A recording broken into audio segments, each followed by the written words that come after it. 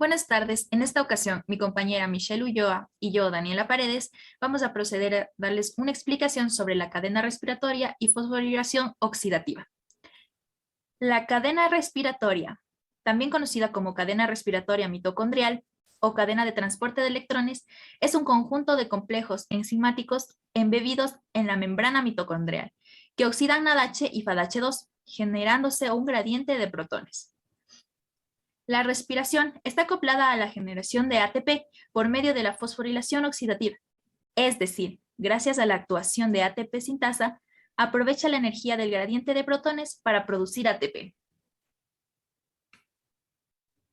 La mitocondria tiene una forma alargada. Tiene una matriz que es la parte interior donde se produce el ciclo de Krebs.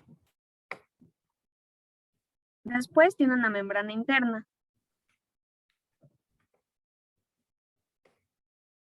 una membrana externa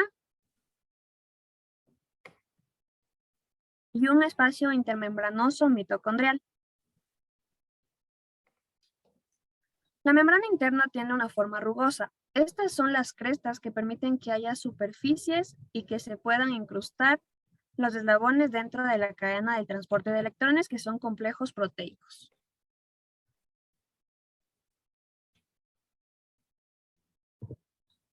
Los complejos proteicos que intervienen en el transporte de electrones son NADHQ oxidorreductasa, succinato Q-reductasa, Q-CIT-C oxidorreductasa y CIT-C oxidasa. También están los grupos transportadores de electrones de la cadena, ubiquinona, flavina mononucleótido, grupos hemo de los citocromos y centros hierro-azufre.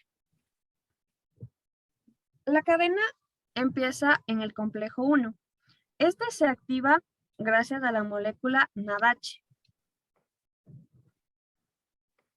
Esta se oxida, pierde el protón y libera el electrón generando NAD. El electrón perdido es el que comienza a viajar e ingresa al metabolismo. Se une con la proteína transportadora Q o ubiquinona. La ubiquinona transporta los electrones hasta el complejo 3.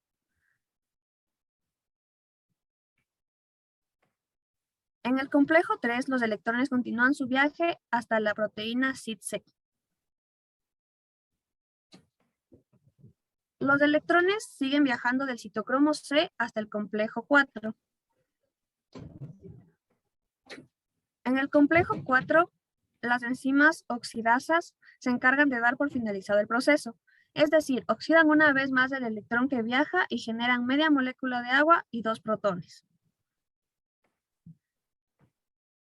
Esta reacción de reducción genera como producto final del metabolismo el agua. El complejo 2 es generado por una reacción dada en el ciclo de Krebs, donde se da el paso de succinato a fumarato. Esto hace que se produzca la molécula FADH2. Por esto, el complejo 2 no está directamente asociado con la cadena. Sin embargo, de igual manera, los electrones que provienen del FADH2 pasan a la proteína Q para continuar con el complejo 3 y 4.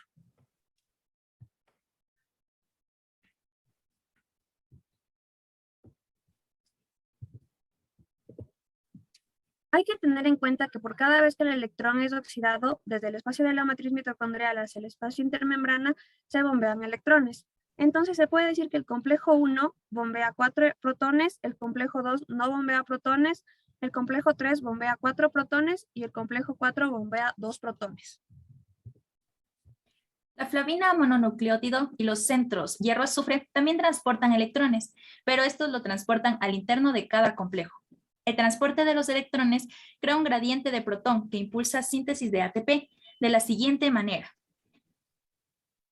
El gradiente del protón hace que se active una estructura